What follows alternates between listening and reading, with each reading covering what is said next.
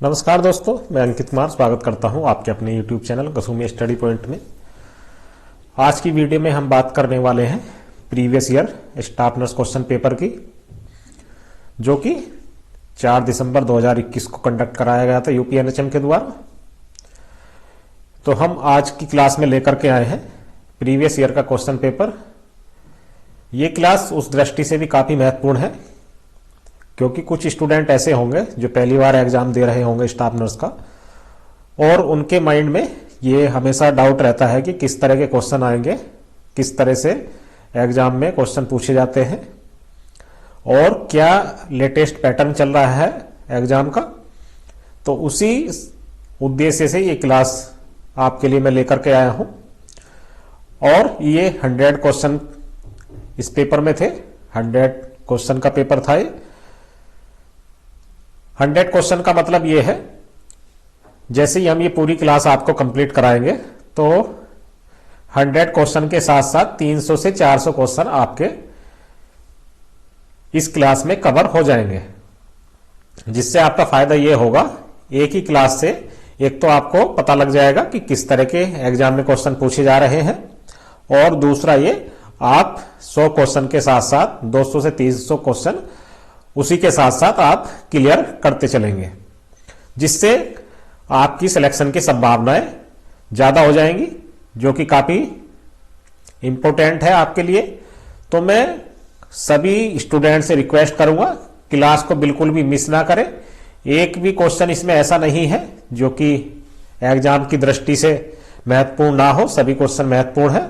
तो कृपया क्लास को अंत तक देखें और पूरी लगन के साथ देखें, जिससे आने वाले एग्जाम का आपका सिलेक्शन 100% हो जाए। तो चलिए शुरू करते हैं आज की क्लास। पहला क्वेश्चन जो पूछा गया था वो ये था,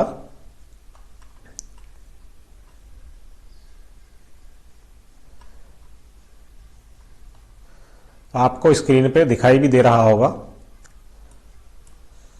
the process of the formation of ओवा इज कॉल्ड।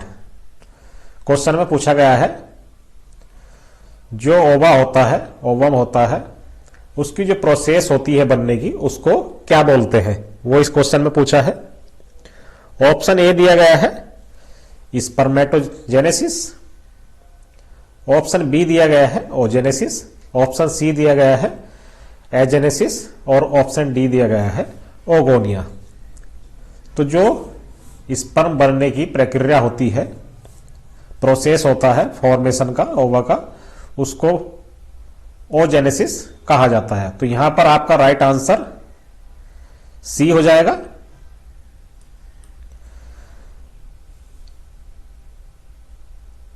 उसके बाद इसके साथ साथ आपके एक तो क्वेश्चन आपका ये हो गया कि ओवा बनने की जो फॉर्मेशन प्रोसेस होती है फॉर्मेशन की, उसको क्या बोलते हैं।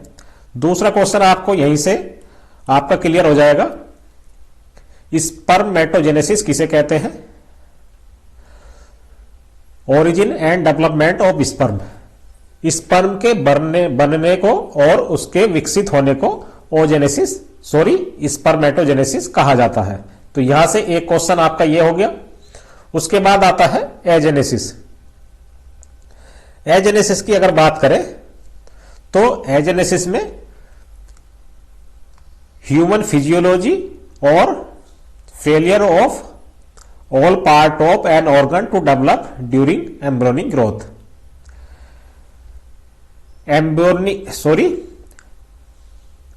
एम्ब्रियोनिक स्टेज के समय किसी पार्ट के बनने को या फिर फेल हो जाने को एजेनेसिस बोलते हैं।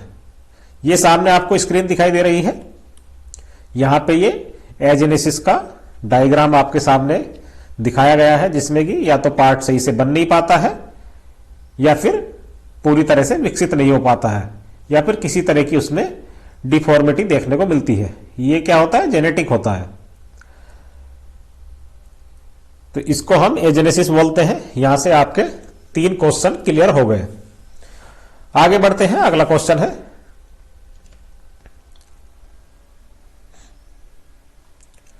Flight or sorry, fight or flight reaction occurs due to. Fight or flight reaction जो होते हैं वो किसकी वजह से देखने को मिलते हैं, वो इस क्वेश्चन में पूछा गया है।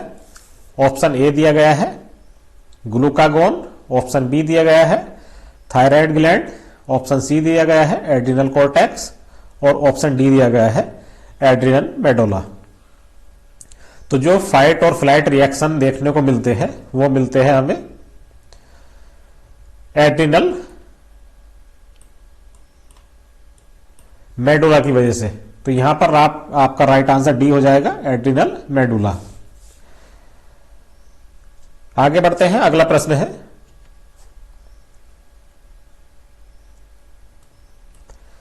Colostrum is secreted for the first. यहां पर डे पूछे गए हैं कि प्रथम कितने दिन तक जो कोलोस्ट्रम होता है वो सेक्रेट होता है, वो इस क्वेश्चन में यहां पर पूछा गया है। फर्स्ट ऑप्शन दिया गया है 7 डेज पोस्टमार्टम के, ऑप्शन बी दिया गया है 10 डेज, ऑप्शन सी 5 डेज और ऑप्शन डी 2 डेज। तो जो कोलोस्ट्रम सेक्रेट होता है वो होता है 2 दिन तक आफ्टर डिलीवरी, यानी डिलीवरी होने के बाद 2 दिन तक कोलोस्ट्रम सेक्रेट होता है। तो यहां पर आपका राइट आंसर डी हो जाएगा। Colostrum also known as bee sting or first milk. Colostrum को क्या दूसरा नाम फर्स्ट मिल्क भी बोलते हैं, और इज द फर्स्ट फॉर्म और milk produce by the memory gland. ये फर्स्ट फॉर्म होती है जो मेमोरी ग्लैंड के द्वारा प्रोड्यूस की जाती है। तो यहां पर आपके 2 क्वेश्चन आपको पता लग गए, एक तो कितने दिन तक सेक्रेट होता है और दूसरा कोलोस्ट्रम को हम फर्स्ट मिल्क भी बोलते हैं। आगे बढ़ते हैं, अगला प्रश्न है a pregnant woman is admitted to the labour ward, a 6 centimetre dilatation, she is in the first stage of labour with the. अब यहां पे पूछा है कि एक प्रेग्नेंट वुमन है, वो एडमिट होती है लेबर वार्ड में और जो उसका सर्विक्स का डायलिटेशन है वो 6 सेंटीमीटर है। तो वो स्टेज की लेबर स्टेज के किस फेज में है, वो इस क्वेश्चन में पूछा गया है। ऑप्शन ए दिया गया है ट्रांजिशन फेज, ऑप्शन बी दिया गया है active phase, option C early phase और ऑप्शन डी लेटेंट फेज। तो 6 सेंटीमीटर डायलेशन है और वो लेबर वार्ड में एडमिट हुई है, तो ये आएगा आपका एक्टिव फेज में। यहां पे राइट आंसर आपका बी हो जाएगा, एक्टिव फेज। अर्ली फेज की अगर बात करें, अर्ली और लेटेंट फेज दोनों एक ही होती हैं, जिसमें कॉन्ट्रैक्शन क्या होते हैं, माइल्ड होते हैं और cervix begin changing to allow the baby to pass through. और दूसरा एक्टिव फेज में क्या होता है, एक्टिव फेज में कॉन्ट्रैक्शन स्ट्रॉन्ग होते हैं। ये यहां पर माइनर सा डिफरेंस है, आपको अर्ली स्टेज में जो कॉन्ट्रैक्शन होंगे वो माइल्ड होंगे और एक्टिव फेज में स्ट्रॉन्ग होंगे। और ट्रांजिशनल फेज जो होती है उसमें क्या होता है, ट्रांजिशनल फेज में आप लेडी की फीलिंग स्टार्ट हो जाती है बेबी को पुश करने के लिए। तो यहां पर आपके 3 से 4 क्वेश्चन कवर हो गए।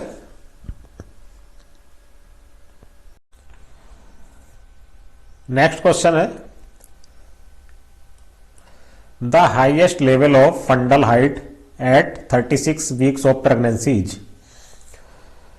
यानी 36 वीक ऑफ प्रेगनेंसी में फंडल हाइट कहां पर होती है, किस लेवल पे होती है, वो इस क्वेश्चन में पूछा गया है।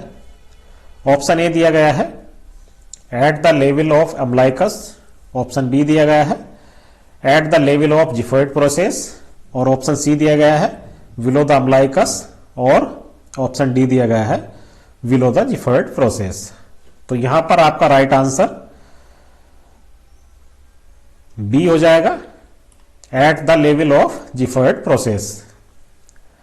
अब यहां पे आपके 4-5 क्वेश्चन इस क्वेश्चन के साथ साथ कवर हो जाएंगे। एक तो 12 to 14 वीक्स पर फंडालाइट कहां होती है, तो प्यूबिक रीजन में होती है। 16 वीक पर कहां होती है, तो बिलो द अम्ब्लाइकस। और ये सारे के सारे क्वेश्चन इंपोर्टेंट है। कोई सी भी यहां पे हाइट पूछी जा सकती है और उसका समय पूछा जा सकता है कि इतने वीक्स पर फंडालाइट कहां होगी। 20 to 20 वीक्स पर कहां होती है, तो अम्ब्लाइकस पर होती है 20 से 22 वीक पे। और 24 वीक्स पर अम्ब्लाइकस से ऊपर होती है। और यहां पर 36 वीक्स इन्होंने पूछा था, तो ये दिया है, ये यहां पर क्या होता है जी, ये जिफर्ड प्रोसेस होता है। और 32 वीक्स पर बिलो द जिफर्ड प्रोसेस। इस तरह से आपके यहां पर 6 से 7 क्वेश्चन कवर हो गए। और सारी की सारी हाइट यहां पर इंपॉर्टेंट है, क्योंकि कई क्वेश्चन 36 वीक के पूछ लिए जाते हैं, कई बार 12 to 14 वीक्स के भी क्वेश्चन पूछे गए हैं एग्जाम में, और 16 वीक का भी पूछा गया है। तो सारे के सारे पोजीशन और कितनी हाइट पर होती है, कितने वीक्स पर, आपके लिए पता होना जरूरी है, कि एग्जाम में कुछ भी पूछ सकता है। आगे बढ़ते हैं, अगला क्वेश्चन है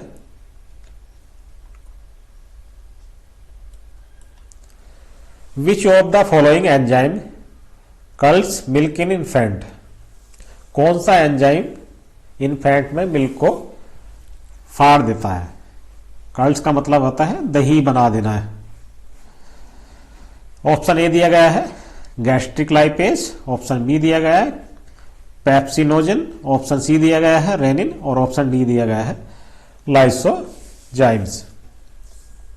तो यहां पर आपका राइट आंसर सी हो जाएगा, रेनिन।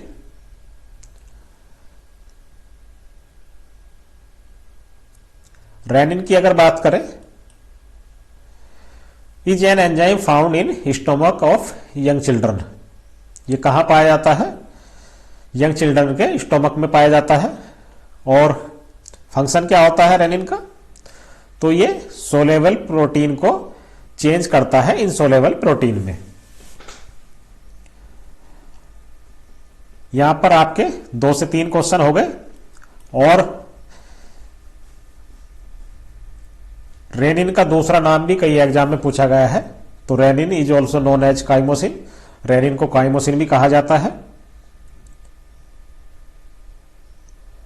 तो यहां पर एक क्वेश्चन के साथ साथ आपके 3 से 4 क्वेश्चन भी कवर हो जाते हैं, जो कि आपके एग्जाम के लिए बहुत महत्वपूर्ण है, सारे के सारे क्वेश्चन। तो आप अगर एक बार ये सारे क्वेश्चन पढ़ लेंगे, तो मैं ये मानता हूं आपका सिलेक्शन 100% हो जाएगा।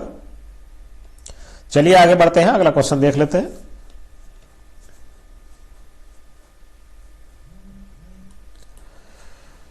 इन utero the embryonic ectodermal layer forms.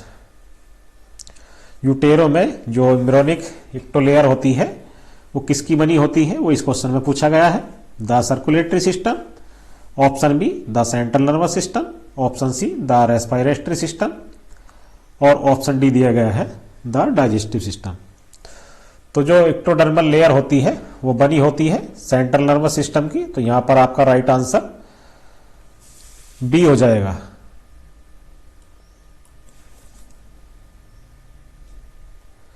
आपको स्क्रीन पे दिखाई भी दे रहा होगा, ये एक्टोडर्मल लेयर होती है, जबकि epidermis skin cells, neurons of brains और पिगमेंट सेल्स से बनती है।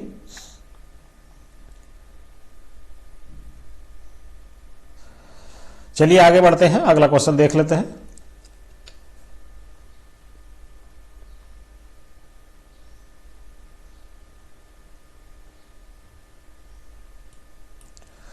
The development of RBC known as. RBC के बनने की प्रक्रिया को क्या कहते हैं, आरबीसी के डेवलपमेंट को क्या कहते हैं, वो इस क्वेश्चन में पूछा गया है। ऑप्शन ए दिया गया है ल्यूकोपायोसिस, ऑप्शन बी दिया गया है इरेथ्रोपायोसिस, ऑप्शन सी दिया गया है पॉलीसीथीमिया, और ऑप्शन डी दिया गया है मेगा कार्योसाइटोपाइसिस।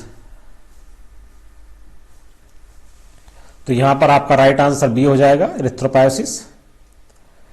आरबीसी की फॉर्मेशन को या फिर डेवलपमेंट को इरिथ्रोपायोसिस बोलते हैं।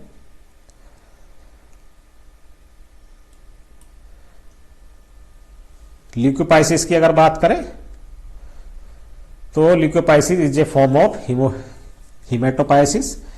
ये क्या हिमेटोपाइसिस की एक फॉर्म होती है which white blood cells WBC or leucocyte are form in bone marrow. और जो या फिर यहां पे आपको मैं आसान शब्दों में बता देता हूं, जो आरबीसी और ल्यूकोसाइट होती है उनका जो बोन मैरो में फॉर्मेशन होता है उसको ल्यूकोपाइसिस बोलते हैं। पॉलीसीथीमिया क्या होता है? पॉलीसीथीमिया में इरिथ्रोसाइट जो होती है हाई कंसंट्रेशन हो जाती है आरबीसी की, किसमें? ब्लड में आरबीसी की हाई कंसंट्रेशन को इरिथ्रोपाइसिस बोलते हैं। ये आप समझ लीजिए, बहुत आसान शब्दों में फिर से मैं आपको बता रहा हूं। ब्लड में जो आरबीसी होती है उसमें क्या है, हाई कंसंट्रेशन हो जाता है आरबीसी का, उसको पॉलीसीथीमिया बोलते हैं। मेगा कार्योसाइटोपाइसिस किसको बोलते हैं? इसमें क्या होता है, सेल्यूलर डेवलपमेंट होता है और जो प्लेटलेट होती है वो रिलीज हो जाती है ब्लड सर्कुलेशन में।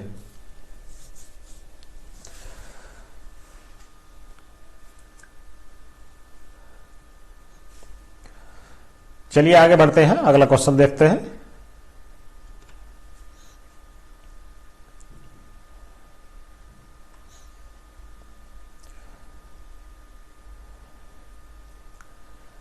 एल्जाइमर डिजीज से रिलेटेड ये क्वेश्चन पूछा गया है।